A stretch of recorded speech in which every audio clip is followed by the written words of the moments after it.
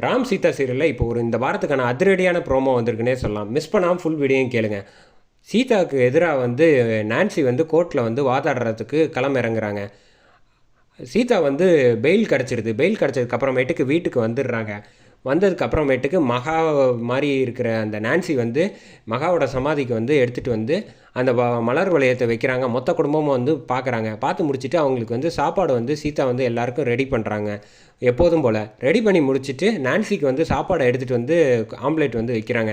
வச்சதுக்கு அப்புறமேட்டுக்கு எப்படி இருக்குது சாப்பாடு அப்படின்னு கேட்டோன்னே நான்சி சொல்கிறாங்க, இந்த மாதிரி நல்லா டேஸ்ட்டாக கொடுத்துட்டா உன்னை நான் விட்டுருவேன்னு நினச்சியா? நிச்சயமாக உனக்கு நான் தண்டனை வாங்கி கொடுக்காம விட மாட்டேன் அப்படின்ட்டு நான்சி அதிரடியாக பேசுகிறாங்க. இதுக்கப்புறமேட்டுக்கு என்ன இவங்க இப்படியெல்லாம் பேசிக்கிட்டு இருக்காங்க அப்படின்னு சீதா இந்த மாதிரி பேசுகிற வேலையெல்லாம் என்கிட்ட வச்சுக்காதீங்க, நான் எந்த தப்பு செய்யலை அப்படின்னு சொன்னதுக்கப்புறம் ரூமுக்கு வந்துடுறாங்க. மீரா சொல்கிறாங்க, நீ எப்போதும் போல் அதிரடியாக நியாயமாக என்ன பேசுவியோ அதெல்லாம் நீ ஆரம்பத்திலே பேசிடணும்.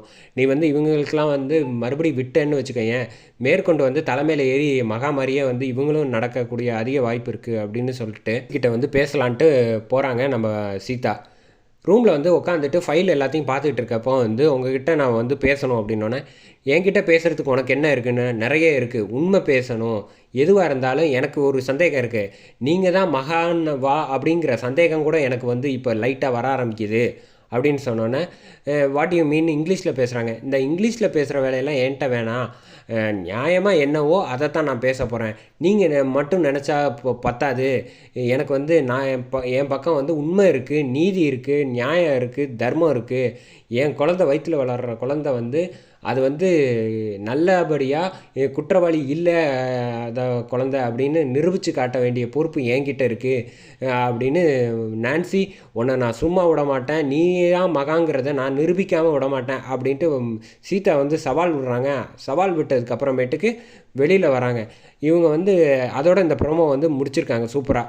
இப்போ இவங்க மகாவா இல்லை நான்சியா அப்படிங்கிற ட்விஸ்ட்டோடு வச்சுருக்காங்க. எப்படி பார்த்தாலும் நிச்சயமாக அவங்க மகாவாக இருக்கிறதுக்கு தான் அதிகபட்ச வாய்ப்பு இருக்குது. ஏன்னா சொன்னபடி ராஜசேகர் டெஸ்ட்டு, டிஎன்ஏ டெஸ்ட்டு அதெல்லாம் எதுவுமே எடுக்காததுனால சந்தேகம் ராம் சரியாக விசாரிக்கலைங்கிறது தான் மேற்கொண்டு கொண்டு போக போகிறாங்க. வெயிட் பண்ணி பார்ப்போம் ட்ராக் எப்படி போகிறாங்கன்னு.